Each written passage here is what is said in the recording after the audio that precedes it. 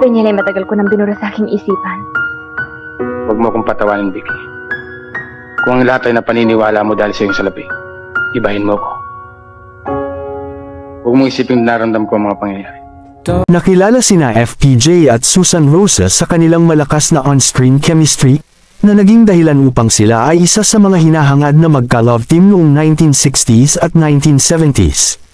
Siyempre, natural lang na ang hari ng pelikulang Pilipino, at ang isa sa pinakamagagandang dilag sa industriya ay magkatuluyan. Tinaguri ang Ronnie at Susan ng kanilang mga tagahanga.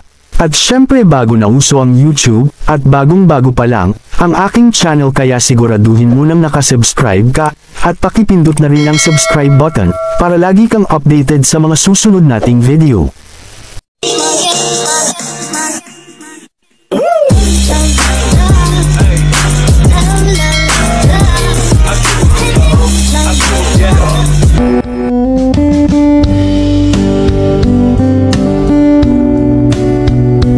Bago sila naging mag-asawa sa totoong buhay, lumabas sila sa ilang pelikula ng magkasama bilang magka-love team.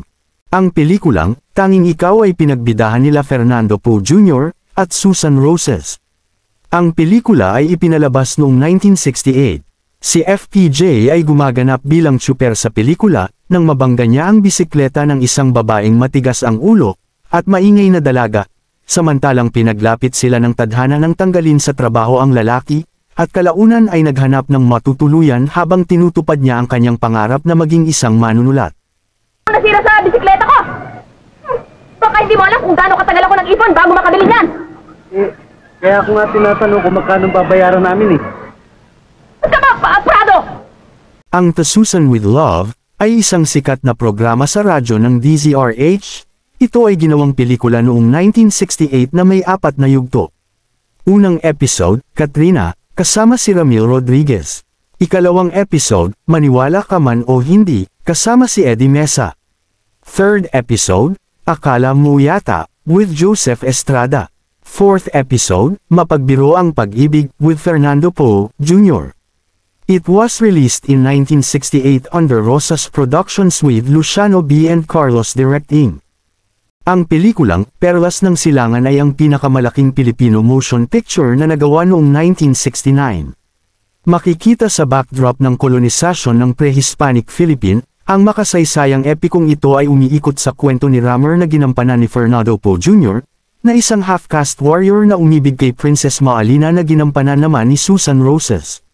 Kailangang makipagtuos ni Rammer sa isa pang matapang na katutubo, si Kuram. Utang na loob. Umalis ka na. Maaring may mga matang makikita sa atin. Ito'y labag sa ating kaugalian. Alam ko. Ngunit inihahanap po ng kasagutan. Kung bakit ganoon lang aking pagnanasang makita ka. Ang Ikaw ang Lahat sa Akin ay pelikulang ipinalabas noong 1969 bilang pagtatanghal ng bagong taon. Ang mga pangunahing tauhan ay ginampanan nina Fernando Poe Jr. at Susan Roses.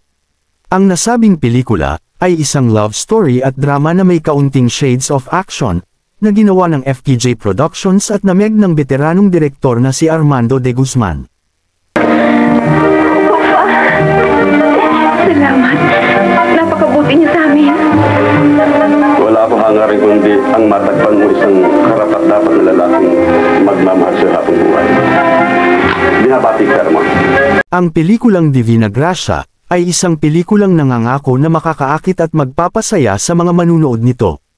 Bilang isang romantic drama na pelikulang available sa English, dalawang magkatulad na magkapatid na babae ay nag-aagawan para sa atensyon ng isang lalaking pareho nilang mahal. Sa madaling salita, pinauubaya mo si Benedict sa akin. Ganun ba? Pakikiusap ako sa iyo. Ayoko maghintay siya.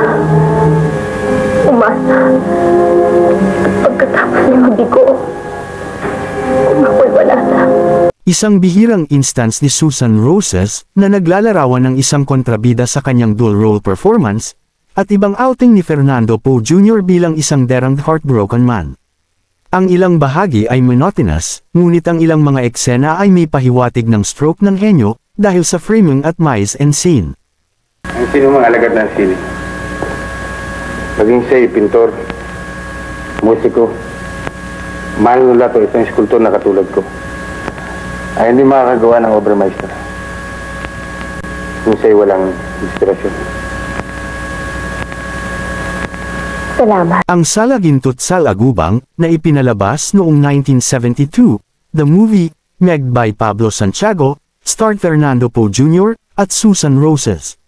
Sa palengke madalas magbangayan ang tindera ng isda na si Insyang at ang kargador na si Nanding. Ito ang siyang ikinagalit ng kanyang masugid na manliligaw na si Simon. Sa kabila nito, may pag-ibig kayang mamumuo sa pagitan nilang dalawa. Kaya na. Teka. Anong gagawin ko? Hindi, kunyari, magkasama tayo. Pero, paano? Anong gagawin ko? Basta, kunyari, asawa mo ako. Kaya, asawa kita. Oo. Halika. Teka ha, sote na yan. Ano mo ba? Sige na nga.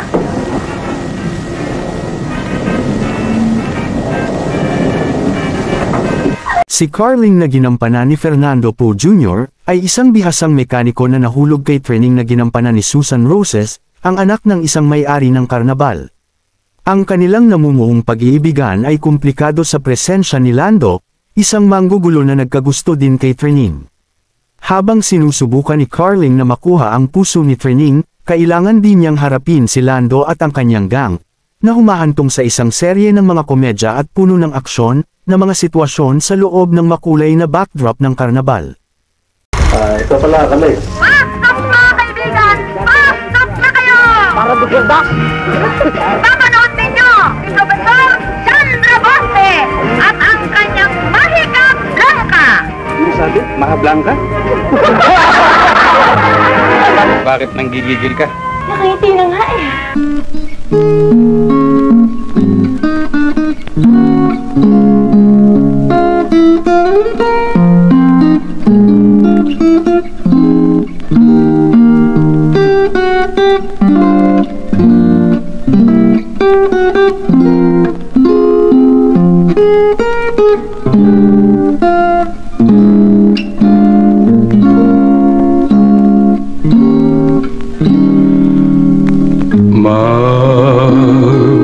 Magpakailanman.